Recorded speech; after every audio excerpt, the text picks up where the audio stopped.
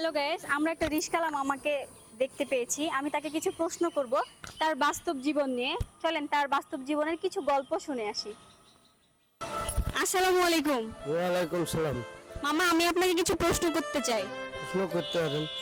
এই যে এত গরম, এই গরমের মধ্যে আপনি যে রিশকা চালান, আপনার কি কষ্ট হয় না?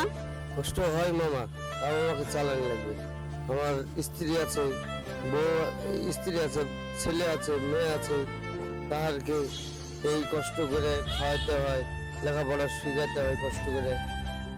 তাছাড়া আবার কোনো উপায় নাই। আবার আমি যে কষ্ট করছি, ছেলে মেয়ের লেখাপড়া করবে, বড় হবে, তারা চাকরি বাকরি করবে, তারা বিয়ে সংসার করবে, বিয়ে শাদী করবে, ভালো হবে, এটাই আমার কাছে আনন্দ। মানে আপনি এত গরমের মধ্যে কষ্ট করে হলেও মানে আপনার কাছে শান্তি লাগে, তাদের মুখের হাসি। তার তার মুখের হাসি ফোটানোর জন্য আমার যতই কষ্ট হোক কিন্তু আমার ভালো লাগে। আমার মেয়েরা, আমি সারাদিন পর রাত্রে যাই তোর মেয়েরা সারাদিন পর ডাকে, গলি শান্তি, সব শান্তি হয়ে যায়। মানে এই যে সারাদিন কষ্ট করে রোদে ঘেমে কষ্ট করে আপনি আপনার বাসায় যে মানে বউদের সন্তানদের মুখ দেখলে আপনার শান্তি লাগে। হ্যাঁ, আমার শান্তি লাগে, আমি সব ভুলে যাই, কষ্ট সব ভুলে যাই, কষ্ট মনে হয় না।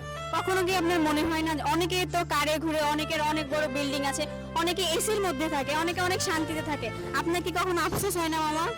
আমার আফসোস হয়, কিন্তু আমার তো সেই সামর্থ্য নাই।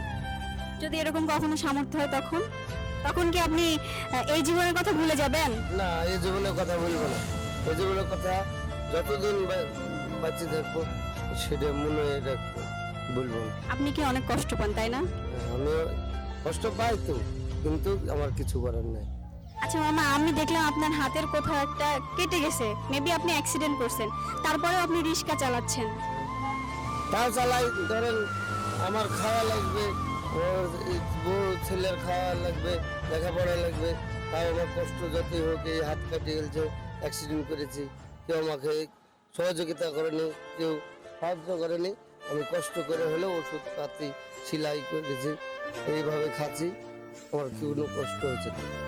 মানে আপনি এত কষ্ট জীবন পার করতেছেন, অ্যাক্সিডেন্ট হওয়ার পরেও রিক্সা চালাচ্ছেন এই গরমের মধ্যে, তাও বলতেছেন আপনার কষ্ট হচ্ছে না। না। এটার কারণ হচ্ছে আপনার পরিবারের জন্য। তাহলে আচ্ছা মামা, আমি আপনাকে আরেকটা প্রশ্ন করতে চাই, আদৌ কি মেয়েরা টাকার লোভী? হ্যাঁ? আদৌ কি মেয়েরা টাকার লোভী?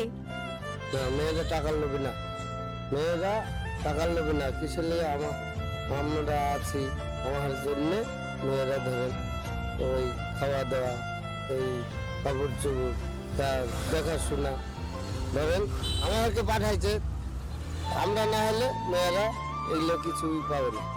কিসের লেগে আমরা কষ্ট করে নিয়ে যাচ্ছি, তারা খাওয়া দাওয়া করছে, তারা আনন্দ ফুর্তি করছে, সংসার করছে, ছেলে মেয়ে নিয়ে সুখে আছে, ভালোই আছে, তারা মেয়েরা লোভে না। মেয়েরা লোভী না? না, মামা বলছে মেয়েরা লোভী না। অনেকেই আপনারা বলে থাকেন যে মেয়েরা নাকি টাকার লোভী। মামার স্ত্রী হচ্ছে মানে মামার স্ত্রী হচ্ছে রিশকালার বউ। আসলে টাকা কখনো সুখ এনে দিতে পারে না। সুখ হচ্ছে মানে হোক না যে সে গরিব, কুড়ে ঘরে থাকলেও সুখ খুঁজে নেওয়া যায়, টাকায় মানুষের সুখ হতে পারে না।